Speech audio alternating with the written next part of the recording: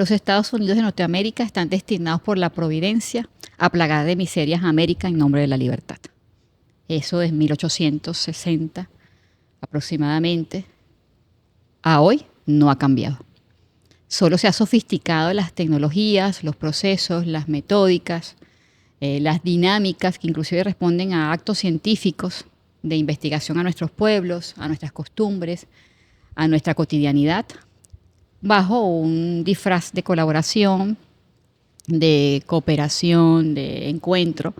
Y bueno, eso es una agenda, por supuesto, muy determinada para ellos como seguridad de la nación, de seguridad económica. Y eso, por supuesto, desdibuja intencionalmente nuestras soberanías, nuestras independencias. Bueno, algo que venimos trabajando con un grupo de investigadores es a partir de la información oficial que provee el gobierno de Estados Unidos, que sabemos que eso hay que aclarar. Seguramente hay mucho de información que no está publicada ahí, ¿no? Se publica parte de la información, pero bueno, de la información oficial que se provee en una base de datos que se llama foreignassistance.gov, ellos utilizan dos grandes categorías para la asistencia extranjera: la asistencia económica o asistencia para el desarrollo, por un lado, y lo que llaman asistencia militar. Pero algo que nos llamó la atención cuando empezamos a manejar esa base de datos es que muchos, cientos y cientos de programas que están directamente vinculados con cuestiones de seguridad nacional, seguridad hemisférica, por ejemplo, todo lo que es control antinarcóticos, varios programas de control de migración, de asistencia a aparatos judiciales, incluso algunos programas del propio Departamento de Defensa, o sea, que son eminentemente programas militares, pero que tienen objetivos de asistencia humanitaria o de ayuda en caso de desastres, son catalogados como asistencia económica, ¿no? Entonces es como, bueno, no, hay que cambiar, hay que mover un poco eso. Y un poco rescatando teóricos como los teóricos de la dependencia, que tienen una herencia de cuestionar la construcción de indicadores desde el norte, o sea, por qué ellos nos estudian a nosotros y construyen indicadores sobre nosotros y nosotros no podemos hacer eso. En ese caso es algo muy sencillo porque es simplemente mover algunas cuestiones de algunas columnas de Excel, no es nada muy milagrante, pero dar una vuelta a esa información, ¿no? Entonces creamos una nueva categoría de asistencia militar y en seguridad que contempla esa cantidad de programas y las agencias y las subagencias y los canales, o sea, toda esa red institucional más vinculada con la seguridad hemisférica. Bueno, y son varios los hallazgos. Por ejemplo, la principal agencia que provee la asistencia en seguridad es INL, que es la Oficina Internacional de Control de Narcóticos y Aplicación de la Ley del Departamento de Estado, que es una oficina creada en 1973, si no me equivoco, para controlar cuestiones de estabilidad en los Balcanes, y se traslada a América Latina para hacer control de antinarcóticos, ¿no? Es como ese origen. Y realmente, bueno, es una de las varias oficinas que trabajan permanentemente en nuestros países en ese tipo de políticas. Seguimos en una política externa monroísta desde Estados Unidos, pero para no ir tan atrás, creo que el hilo de los inicios de la Guerra Fría es fundamental. A inicios de la Guerra Fría, Estados Unidos plantea, por un lado, la asistencia para el desarrollo, que sería, por ejemplo, lo que fue la Alianza para el Progreso, ¿no? Ya en los 70, que sería una especie de plan Marshall para América Latina, pero la contracara de ese programa, o sea, en paralelo se fueron estableciendo, por ejemplo, una serie de proyectos, de planes de contrainsurgencia, de seguridad interior y adoctrinamiento de los cuerpos policiales y militares. Ya también en ese momento había injerencia en los cuerpos policiales, que en general se habla más de los ejércitos, ¿no? Pero bueno, ese hilo de la Guerra Fría me parece fundamental. Si vemos, por ejemplo, los documentos desclasificados del Departamento de Estado de esa época, cuando planteaban la estrategia militar de Estados Unidos para la región, hablaban de control de la provisión de materiales estratégicos. En otro podcast, nuestra colega Mónica Bruckmann hablaba de esa importancia, ¿no? Y bueno, en ese momento control de materiales estratégicos, mercados, los pasos, en fin, y la contención del comunismo, ¿no? Para eso era fundamental mantener como la asociación con los países de la región y las fuerzas de seguridad. Si agarramos los documentos estratégicos de Biden, tanto la estrategia de seguridad nacional como la estrategia de defensa nacional, es muy parecido, el hilo es realmente impresionante. Habla de asegurar los materiales críticos, ¿no? Y para eso reforzar asociaciones estratégicas con las fuerzas de seguridad del hemisferio occidental.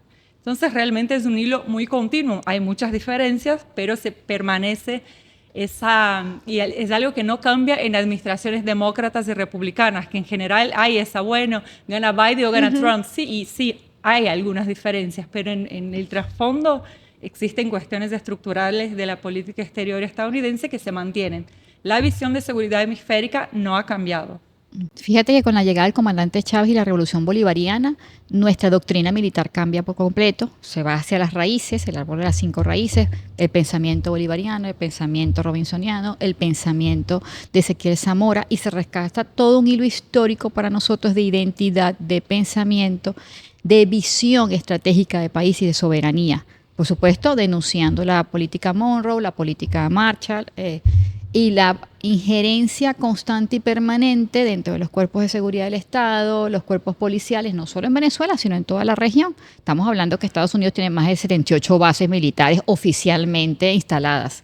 Las que no sabemos, cuando algún día liberen los documentos, nos enteraremos. Pero además incursiones militares de fortalecimiento e intercambio en estas alianzas estratégicas con países en donde hacen operaciones conjuntas. Esas operaciones conjuntas responden, entre comillas, a tratar en maniobras tipo OTAN. Y lo que están haciendo es una evaluación integral, bajo un tanque de pensamiento, de caracterizar nuestras capacidades de defensa, nuestra vocación a la identidad del país, al servicio del desarrollo integral de la nación, de nuestras bases filosóficas, y esa caracterización de nuestras Fuerzas Armadas, no solo las venezolanas, sino también de los países hermanos, le permite a ellos tener todo un escenario con una característica anatómica completamente caracterizada de cómo funcionamos, cómo pensamos, cómo estamos apertrechados, cuáles son nuestras estrategias de defensa, cuál es el equipamiento tecnológico que tenemos. Y también es importante resaltar que parte de la economía norteamericana se mantiene del financiamiento de las guerras, del financiamiento armamentista, de cuántos recursos destina el Congreso de Estados Unidos para esto. Entonces, ¿cómo vamos a hablar de desarrollo, progreso y bienestar común? Sí, nuestra oferta es la guerrerista, es la de la intervención, es la del desarrollo armamentista, y parte de esos recursos que requieres para la electrónica sofisticada, para el desarrollo de misiles, es de materiales estratégicos. ¿Cuál es la región que tiene estos materiales estratégicos? Entonces, ves como una amenaza que América Latina y el Caribe sea la reserva de estos recursos estratégicos. Entonces, tenernos subordinados a sus intereses forma parte de su agenda de seguridad de Estado. Por eso, en el año 2015, Obama anuncia el decreto de que Venezuela es una amenaza inusual. Y desde ahí comienza parte oficial de la agenda de las medidas coercitivas unilaterales.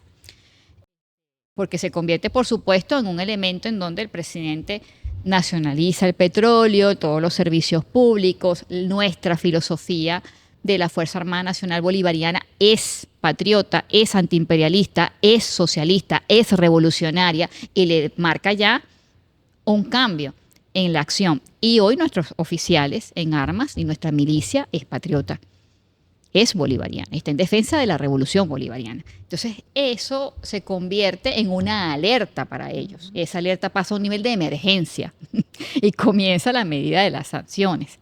Entonces todo este ejercicio responde, por supuesto, al interés del gobierno de los Estados Unidos, esté quien esté de turno, los republicanos, etcétera, a defender sus intereses económicos, por encima de cualquier interés de nuestros pueblos. Pasó con las bases militares instaladas en Colombia, que todavía siguen allí, y van a seguir, por supuesto, incursionando en otras regiones en donde ellos tengan esos niveles de alerta, porque los pueblos, por supuesto, tienen su derecho a la autodeterminación, a la independencia, a la soberanía y a definir su propio modelo de desarrollo. caso del Plan Colombia es totalmente emblemático, se puede considerar como el primer paso, o sea, el modelo de lo que luego se plantea para, por ejemplo, México y Centroamérica, ¿no? Y realmente el Plan Colombia concentra el mayor volumen de inversión en seguridad y defensa de Estados Unidos en la región. Es brutal, son más o menos 10.000 millones de dólares en el marco del Plan Colombia, y es algo muy interesante pensar que alrededor de 10, 11 millones de dólares gastó Estados Unidos en el Plan Colombia. El gobierno colombiano en ese marco invirtió 10 veces más de los fondos del Estado. Entonces también, ¿qué plantea? O sea, ¿qué significa? ¿Cuál es el peso de ese tipo de políticas de seguridad planteadas desde el norte para el bienestar y el desarrollo de nuestros estados, ¿no? ¿Qué se está dejando de invertir cuando se invierte en ese tipo de programas? Eso como una observación. A partir de 2007, 2008, a inicios, ya finales del gobierno Bush, inicios del gobierno Obama, migra, o sea, sube ese tipo de políticas hacia Centroamérica y México con la iniciativa Mérida de México, la CARSI, que es la iniciativa de seguridad para Centroamérica, y la iniciativa de seguridad para la cuenca del Caribe. Y si vemos en perspectiva, esos principales planes de seguridad se concentran justamente en el área del Gran Caribe, que es un área totalmente, desde inicios del Estado estadounidense como tal, es un área considerado geoestratégico, el primer mar interno, ¿no? El mar más cercano a Estados Unidos, es una zona donde la supremacía militar tiene que estar, no puede ser cuestionada. Entonces, cuando vemos, por ejemplo, el caso venezolano, ¿no? Si vemos en los últimos años, Estados Unidos empieza a construir el relato de que se puede discutir qué tiene de verdad, qué tiene de relato falso, de que China y Rusia son una amenaza en términos militares y de defensa y de seguridad en la región, ¿no? Una cosa son los avances chinos en términos económicos.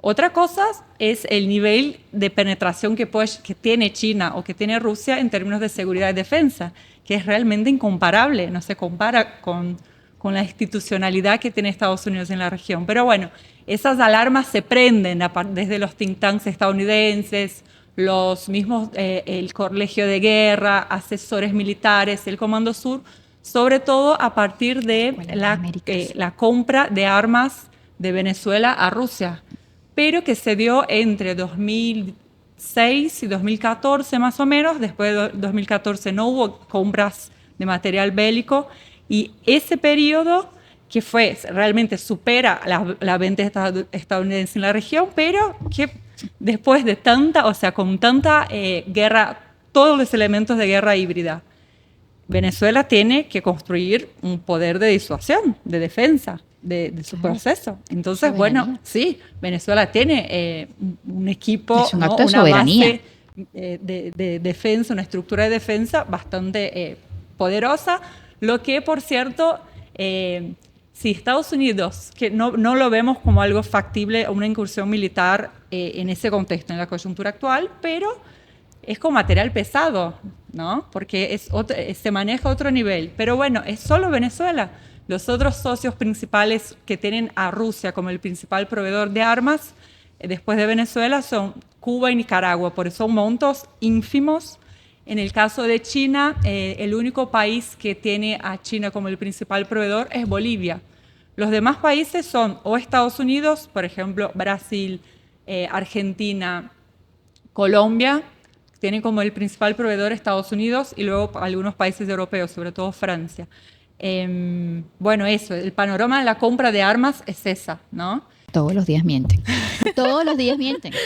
Todos los días mienten. Vean sus redes sociales, vean su prensa, vean cómo desdibujan la realidad, cómo construyen falsos imaginarios, cómo manipulan los medios de comunicación, cómo han afectado a nuestra república, a Nicaragua y a Cuba con sanciones y medidas coercitivas unilaterales que atentan contra la educación, la salud, el desarrollo de nuestros pueblos. Todos los días mienten, pero además eso está perfectamente orquestado, es una columna vertebral de su doctrina de operación, está en su plan de seguridad de la nación. Cualquier agenda diferente a los intereses de su plan de seguridad de la nación que parezca poner en riesgo sus intereses económicos, ellos lo asumen como un acto de afectar la defensa del país, la seguridad de su país. Y yo creo que lo estaba explicando muy bien Tamara. Yo incluiría ahí la Escuela de las Américas, sí, que también fue un espacio de adoctrinamiento, de formación de asesinos, de promoción del terrorismo. Yo también lo incluiría allí, auspiciado por el mismo gobierno de los Estados Unidos. Eso no ha cambiado en nada. Eso así cambien en elecciones al presidente, ellos van a mantener sus mismas metodologías y metódicas. De 1829, enunciado por el libertador Simón Bolívar, hasta el sol de hoy, eso no va a cambiar. Sí, bueno, el famoso Deep State estadounidense, compuesto por las élites económicas, militares, ¿no? Algunas cosas, por ejemplo, cuando ganó Trump, era como el relato de que América Latina ya no va a ser importante en la política exterior, bueno, toda esa cuestión, ¿no? Que también viene desde finales de los 90, con que, bueno, la América Latina no importa, pero si vemos los hechos, con Trump fue realmente golpes de Estado. El caso de Bolivia quizás el más descarado, ¿no? Y mismo en términos así, por ejemplo, de los flujos de asistencia, tanto militar como asistencia económica, Trump aumentó la asistencia económica. Por ejemplo, en los países de ALBA TCP, en el contexto del gobierno Trump, hubo un aumento a la asistencia a los países del ALBA con el aumento de la asistencia a Venezuela por la USAID en el marco del 2019, cuando se abre un supuesto canal humanitario, ¿no? Entran agencias como la USAID, y eso eleva realmente la asistencia, si pensamos así en todos los países de alianza, eleva de forma brutal. El intervencionismo, la desestabilización, eso ha sido su agenda. Porque además con la USAID, disfrazados de proyectos de atención a las comunidades vulnerables, disfrazados de acompañar a las ONG, lo que tienen es una agenda que perturba y comienza a secuestrar y a generar falsos imaginarios en las personas.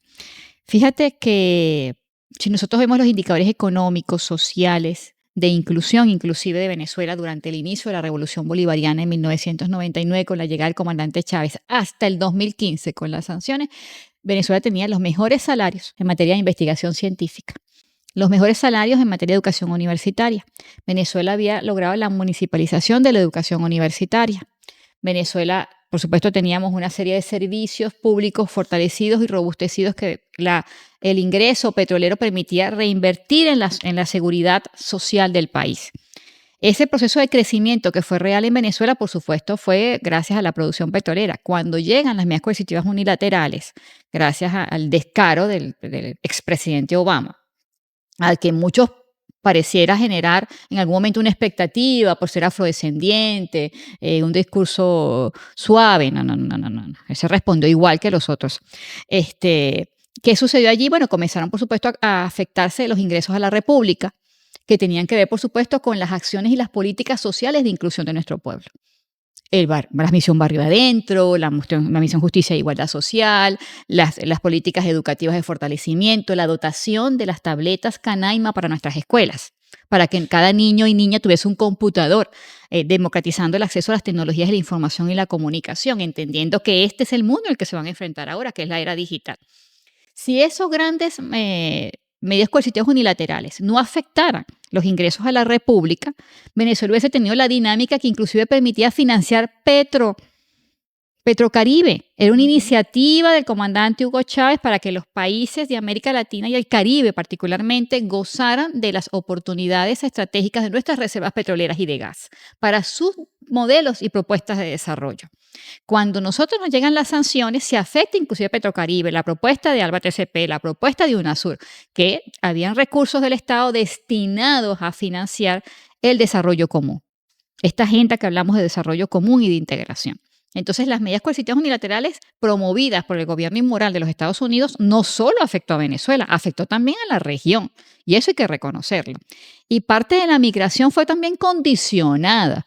Fue condicionada por las campañas de desestabilización de los medios de comunicación. Y nuestros países vecinos ni siquiera podían conocer lo que estaba pasando en Venezuela porque la mediática vendía otros escenarios, otras verdades, falsas verdades. Entonces, hoy por hoy, siendo nosotros Venezuela el país de mayor crecimiento económico de la región, reconocido por la CEPAL, por el Banco Mundial, por todas esas instancias internacionales, bajo una política liderizada por el presidente Nicolás Maduro de diversificar nuestras fuentes económicas, de reconocer y revitalizar las capacidades propias regionales, con los campesinos, con la industria, con el aparato productivo nacional, con los emprendedores, pensándose también nuestra ciencia como una herramienta para la generación de bienestar y de riqueza. Por supuesto que los escenarios cambian. Por supuesto que los escenarios cambian y hay un pueblo más despierto y más consciente de lo que es la doctrina Monroe. Hay un pueblo mucho más consciente y más despierto y preparado, por supuesto, para el 28 de julio. Pero no basta solo que nosotros podamos analizar los documentos que han sido liberados por el gobierno federal y las instancias norteamericanas. Basta por también analizar los escenarios en donde ellos en otros países también han tenido afectación, con Cuba, con Nicaragua, el golpe de Estado en Bolivia, lo que ha sucedido también hacia Rusia y hacia China. Eso responde a una agenda geopolítica de dominación. Es una obvia estrategia de intervención vía Guyana, ¿no? Con Chevron, que es de las empresas más importantes petroleras del mundo.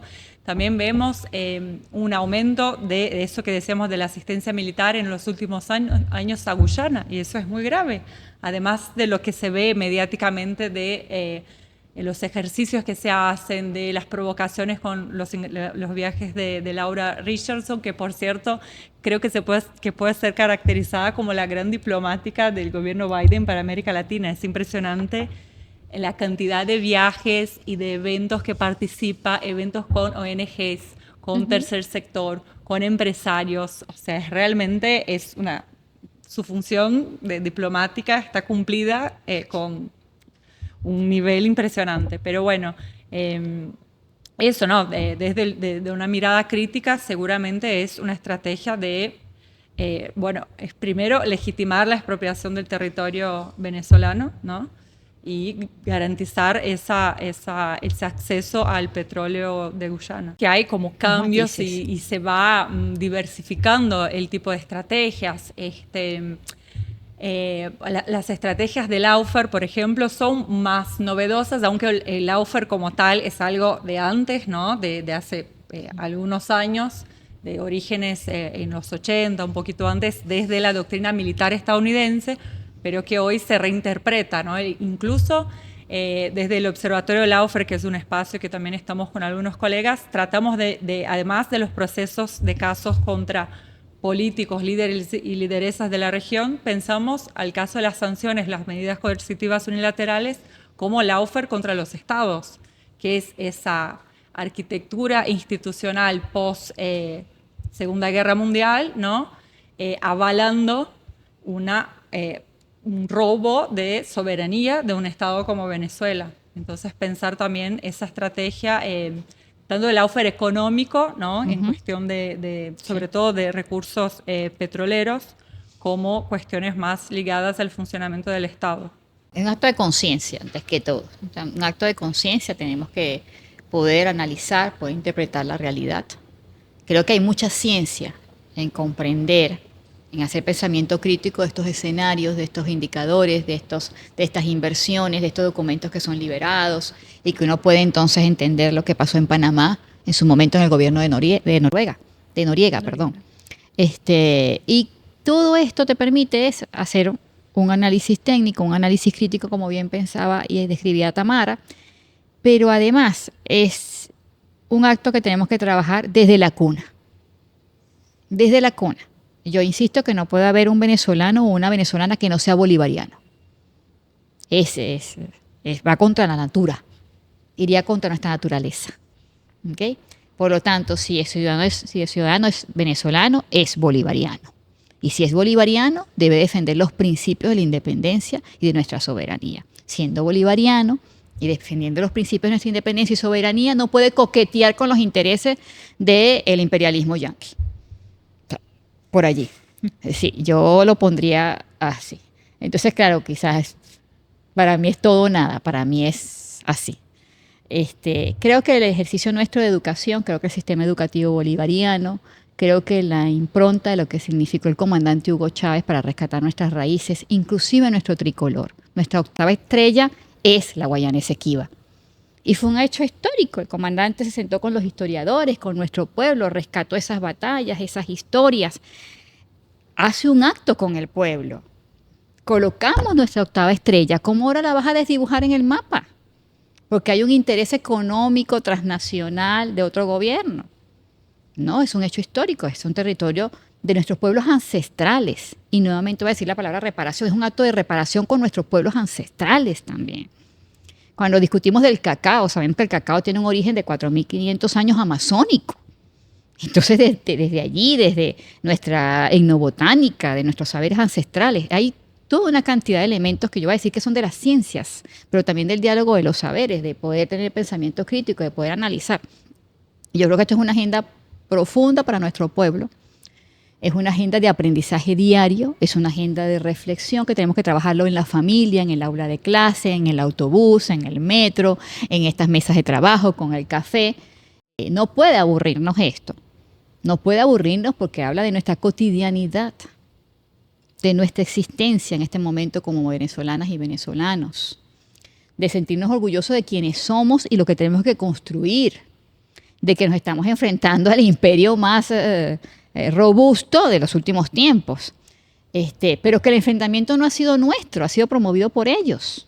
Y que un imperio en decadencia se vuelve cada vez más virulento también, ¿no?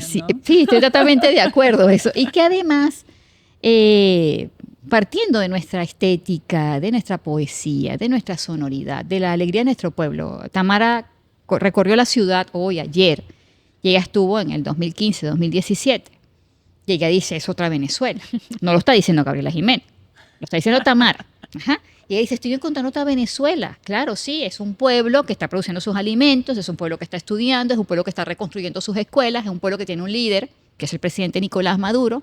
Es un pueblo que está discutiéndose 7 transformaciones fundamentales para el desarrollo social, económico, político, ambiental, científico del país. Es un pueblo que es consultado. Es un pueblo que va a elecciones en paz y debe garantizar preelecciones, en las elecciones y postelecciones la paz. Entonces, yo diría simplemente Yankee go home.